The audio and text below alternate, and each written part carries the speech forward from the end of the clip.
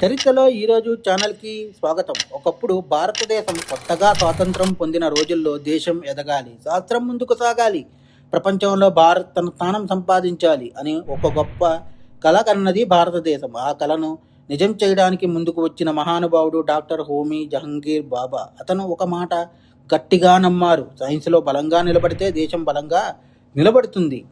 ముంబై సమీపంలోని ట్రాంబే ప్రాంతంలో భారత శాస్త్రవేత్తలు ఒక అద్భుతమైన ప్రాజెక్టు ప్రారంభించారు. అదే భారతదేశపు తొలి అణు రియాక్టర్ అప్సరా. ఈ పేరు విన్నాకే అర్థమవుతుంది, అప్సరా అంటే దేవలోక నర్తకి, అందంగా, శక్తివంతంగా, చరిత్రలో నిలిచిపోయేలా. ఈ రియాక్టర్ కూడా భారత విజ్ఞానానికి ఒక అప్సరా లాంటి కీర్తి తీసుకువచ్చింది. చివరికి ఆ చారిత్రాత్మక క్షణం వచ్చేసింది. శాస్త్రవేత్తల కళ్ళల్లో ఆశ, దేశ యువతలో ఉత్సాహం.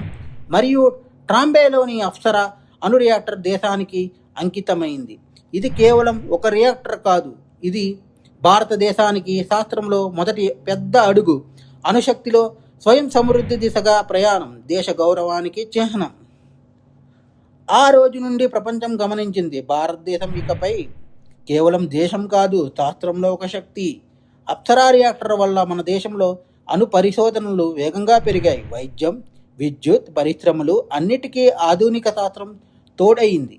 అప్సరా అనేది భారతదేశ శాస్త్ర చరిత్రలో ఒక మొదటి విజయం, తొలి వెలుగు, తొలి గర్వకారణం. దేశం భవిష్యత్తు బలంగా ఉండాలి అంటే విజ్ఞానం, పరిశోధన, ధైర్యం తప్పనిసరి అని అప్సరా మనకు నేర్పింది. మా కంటెంట్ మీకు నచ్చినట్లయితే లైక్ చేయండి, షేర్ చేయండి, సబ్స్క్రైబ్ చేయండి. మా ఛానల్ యొక్క నోటిఫికేషన్ మీ వరకు అందాలంటే కింద కనబడుతున్న బెల్ ఐకాన్ని ట్యాప్ చేయండి. Thank you.